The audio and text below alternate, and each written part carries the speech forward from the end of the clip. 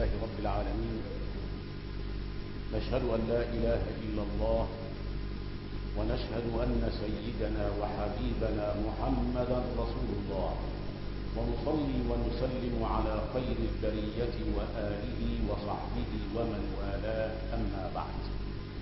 مما يرود على ألسنة الناس على أنه حديث ذلك الكلام، وهو من مات يوم الجمعة كتب الله له أجر شهيد ووقي فتنة القبر. هكذا يردد الناس هذا الكلام على أنه من كلام النبي صلى الله عليه وسلم. وقد ضعف علماء الحديث هذا الحديث، قالوا إنه هو حديث ضعيف، وأنا أرى أنه ليس ضعيفا فحسب، بل إنه حديث موضوع، أي مكذوب على رسول الله صلى الله عليه وسلم. لماذا؟ لأن الرسول عليه الصلاة والسلام إذا رغب في شيء أو نهى عن شيء فإنما يفعل ذلك إذا كان الأمر في مقدور الناس وفي اختيار الناس. موضع اختيار، من صلى كذا فله كذا، من صام كذا فله كذا. الإنسان يقدر يعمل كده ولا ما يعملش؟ يقدر يعمل.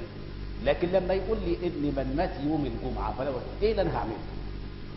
ايه المسلم هيعمل ايه؟ يروح يموت نفسه يوم الجمعة؟ يموت وانت تحت.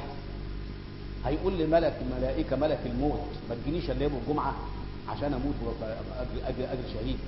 اذا كون هذا الكلام انه من مات يوم الجمعة وعيد، هذا لا ترغيب فيه ولا ترغيب ولا اي حاجة اطلاقا، لان العبد لا يملك ان يموت يوم جمعة او يوم سبت، فاذا جاء اجلهم لا يستأخرون ساعة ولا يستقدمون. طب واللي يموت يوم السبت يبقى يموت يهودي، ولا يموت يوم الاحد يبقى يوم نصراني، ولا يموت الثلاثة له كده ولا كده؟ يعني هذا يعني كلام لا يدخل العقل الرشيد ولا يتفق مع مبادئ الإسلام العامة. فلا بد أن نزن الأمور بوزنها الصحيح، وألا نلتفت إلى مثل هذه الأقوال. فمن مات يوم الجمعة كمن مات يوم السبت كمن مات يوم الأحد، المهم عمله.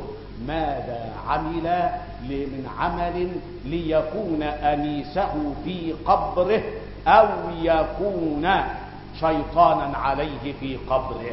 هذا ونسأل الله سبحانه وتعالى أن يجنبنا الزيغ والضلال في ديننا ودنيانا.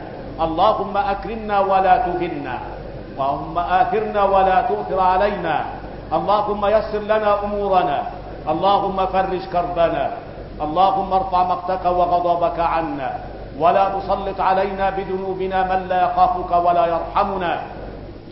اللهم وفق ولاة أمورنا لما فيه خير الإسلام ونصرة المسلمين.